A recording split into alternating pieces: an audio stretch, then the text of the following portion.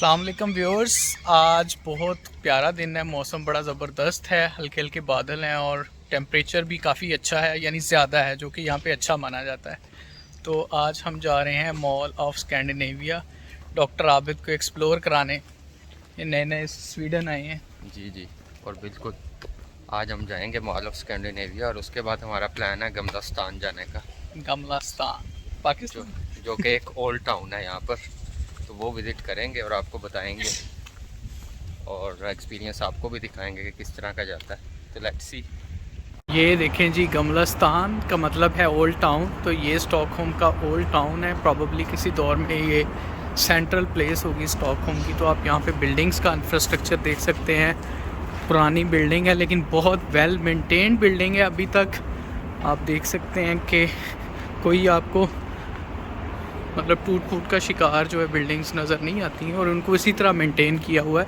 और यहाँ की ख़ास बात यह है कि यहाँ पे जितनी भी नई बिल्डिंग्स भी बन रही हैं उनके डिज़ाइन और इस तरह की सारी चीज़ें वो पुरानी बिल्डिंग्स को ही देख के बनाई गई हैं, नई कोई डिज़ाइन नहीं है। तो उनका जो इंफ्रास्ट्रक्चर है वो चाहे पुराना है या नया है, वो आपको सारा एक ही स्टाइल के अंदर नज़र आता है। तो ये बड़ी एक स्पेशलिटी है, इन लोगों ने अपना एक जो कल्चरल ट्रेडमार्क है बिल्डिंग्स के लिहाज से उसको मेंटेन किया हुआ है।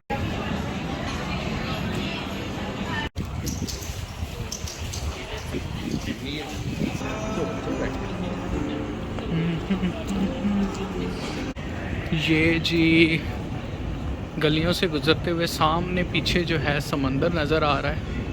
यहाँ पे बार्स शार्स बने हुए हैं, छोटे छोटे लोग। अच्छे मौसम की वजह से काफ़ी लोग बाहर निकले हुए हैं, अदरवाइज़ यहाँ पर जो है बहुत ज़्यादा खामोशी होती है। ये जी आज वीकेंड है और वीकेंड के ऊपर बड़ी आवाम निकली हुई है। ये जी फेरी सर्विस चलती है यहाँ पे, आप देख सकते हैं डिफरेंट किस्म की फेरीज़ जो हैं वो यहाँ पे आ रही हैं। तो ये वैसे यहाँ पे कैसल कार्ड मिलता है जो कि अब यहाँ पे ट्रांसपोर्ट के लिए यूज़ होता है, जिसके मंथली चार्जेस होते हैं कोई 1000 स्वीडिश क्रोन तक। तो उसको यूज़ करते हुए आप इन फेरीज़ को भी यूज़ कर सकते हैं, जो कि एक आइलैंड से दूसरे आइलैंड तक जाती हैं। क्योंकि स्टॉकहोम जो है मोस्टली ये आइलैंड्स के ऊपर बसाया हुआ एक शहर है। तो आप एक आइलैंड से दूसरे आइलैंड तक फेरी सर्विस के थ्रू जा सकते हैं। शिप जी, मैंने और डॉक्टर आबिद ने बहुत कोशिश की भाग के उसको पकड़ने की, लेकिन वो निकल गया। तो हमें यहाँ पे काफ़ी देर इंतज़ार करना पड़ा। अब ये फेरी आ गई है, तो अब हम इस पे बैठ के इस समंदर का जो छोटा सा पार्ट है इसको क्रॉस करके दूसरी तरफ जाएंगे।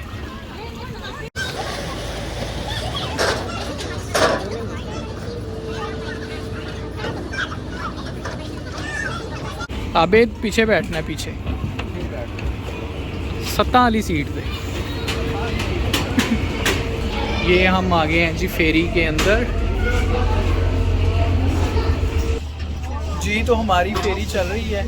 तो डॉक्टर साहब, वैसे आप अभी फ्रेश कोरिया से आए हैं, तो आपके ख्याल में कोरिया और जैसे आप सोल में थे और स्टॉकहोम है, दोनों में अगर टूरिज़्म के लिहाज से मैं देखूँ तो क्या डिफरेंस नज़र आता है? टूरिज़्म में इधर में और उधर में थोड़ा सा डिफरेंस ये है कि उधर आपके पास लैंड से हर चीज़ एक्सेसिबल है, इधर आपके पास लैंड और सी दोनों एक्सेसिबल हैं। ज़्यादा चीज़ें आप बाय सी एक्सेसिबल कर सकते हैं, जो कि एक डिफरेंस मैंने देखा है। तो आपके ख्याल में जो थ्रू सी जो है हम एक्सप्लोर कर रहे हैं डिफरेंट प्लेसेस को, तो ये ज़्यादा आपके लिए इंजॉयबल है और एक यूनिक एक्सपीरियंस है? बिल्कुल बिल्कुल। यहाँ पे आप देखें, आपके पास ट्रांसपोर्ट कार्ड होता है जो आप मंथली लेते हैं अराउंड 1000 क्रोन में। उसमें वो हर जगह आपको एक्सेस मिलती है, आपको बाय सी एक्सेस मिलती है और बाय रोड भी। जिसको एक्सप्लोर करने के लिए काफ़ी जगह हैं, अभी तो स्टार्ट है, तो फ्यूचर में हम आपको और भी बताएंगे। अब तो ये सोल से बड़ा छोटा शहर है स्टॉकहोम, लेकिन आपको मतलब ये देखने के लिहाज से यानी जो चीज़ें हैं डिफरेंट, जो आर्किटेक्चरल बिल्डिंग्स हैं, टूरिस्ट स्पॉट्स हैं, वो क्या फ़र्क नज़र आता है सोल के लिए? एक तो जो ओवरऑल यूरोप का आर्किटेक्चर है ना, वो बड़ा यूनिक है। सोल में हाल तो आपको नज़र आती हैं बड़ी बड़ी बिल्डिंग्स, स्काई स्क्रैपर्स नज़र आते हैं, लेकिन यहाँ पर आपको हर चीज़ थोड़ा सा डिफरेंस ये है। एक तो आर्किटेक्चर डिफरेंस है, दूसरा सी से आप ज़्यादा एक्सेस लेते हैं चीज़ों की। तो डिफरेंस काफ़ी है, दोनों की अपने अपने प्रोज एंड कॉन्स हैं। अभी एक्सप्लोर कर रहे हैं तो मज़ीद आपको बताएंगे। यानी ये थोड़ा खाली खाली भी है उसकी इसको हाँ। क्योंकि पॉपुलेशन बढ़िया कम है। आप बिल्कुल बहुत कम पॉपुलेशन है, आपको इतना क्राउडेड नज़र नहीं आएगा, तो आप इंजॉय करते हैं, लेकिन कुछ टाइम बाद आपको थोड़ा थोड़ा फील भी होता है कि लोग कम हैं। अच्छा, अगर मैं एंजॉयमेंट के लिहाज से बात करूं तो कोरिया में जो है आपने देखा बड़े खामोश लोग होते हैं, ज़्यादा मतलब हल्ला गुल्ला नहीं कर रहे होते, तो यहाँ पे कैसा पाया आपने इससे? इधर बिल्कुल ऑपोजिट पाया। इधर आपको जो भी लोग मिलेंगे वो हल्ला गुल्ला करते हुए मिलेंगे। कोरिया में भी कुछ प्लेसेस ऐसी हैं जहाँ पे आपको मिलेंगे हल्ला गुल्ला करते हुए। लोगों के पास मेरे ख्याल से फ्री टाइम ज़्यादा है थोड़ा सा कंपेयर, स्पेशली समर्स में। ये जी ऑलमोस्ट हम पहुँच गए हैं अपनी डेस्टिनेशन के ऊपर। तो ये कोई थीम पार्क टाइप कोई जगह है ये। Oh my god.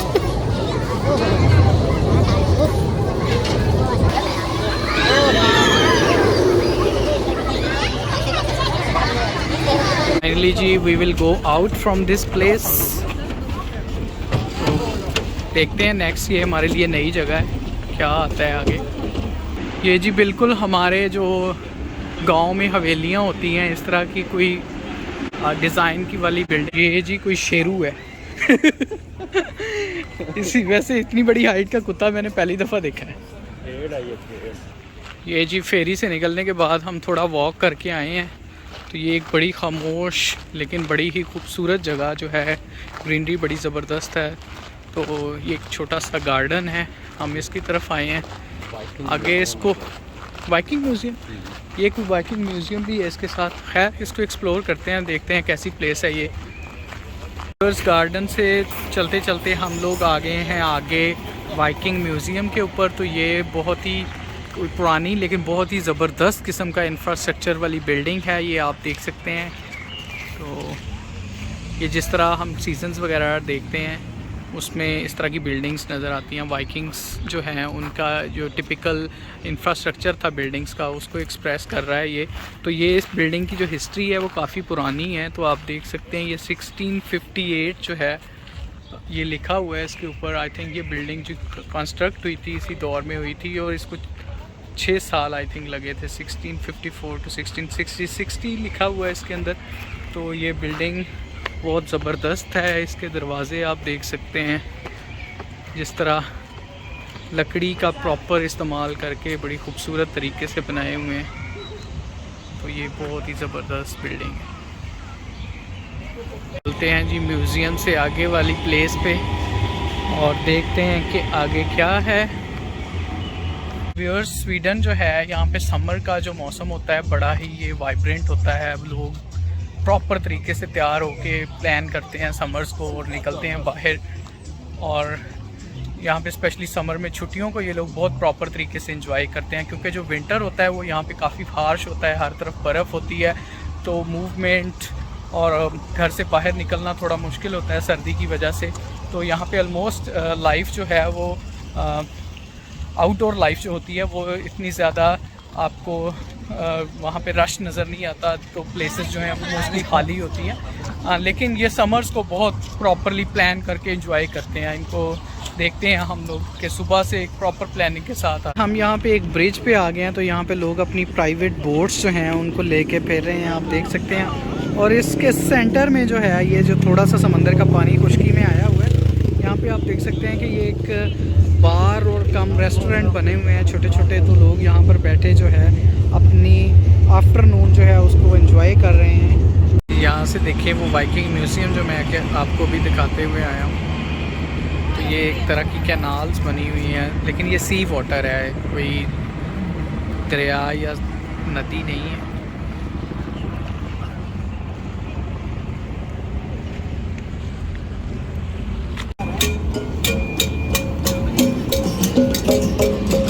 ये कुछ सोवेनियर शॉप्स हैं। तो व्यूअर्स, अब हो गई है शाम और डॉक्टर आबिद को लगी हुई है स्पेशली भूख। तो हम आ गए हैं शिस्ता खाना खाने के लिए। तो देखते हैं डॉक्टर साहब क्या खाते हैं। वैसे तो बहुत खाते हैं, लेकिन देखते हैं क्या क्या खाते हैं। कुछ शाकाहारी खाएंगे मांसाहारी नहीं, मांसाहारी नहीं, मतलब जो मिल जाए मांसाहारी और शाकाहारी का मिक्स ढूंढ रहे हैं। हम आ गए हैं जी शिस्ता फूड कोर्ट में। तो ये हलाल टर्किश रेस्टोरेंट है, इज़्ज़त मंगल के नाम से। तो यहाँ पे डिफरेंट चीज़ों, डिफरेंट तरह के टर्किश खाने हैं। तो ये हमने लिया है मिक्स डोनर किकलिंग, मिक्स डोनर किकलिंग। तो इसके साथ सलाद वगैरह मिलेगा। ये हमारा बन रहा है जी मिक्स डोनर।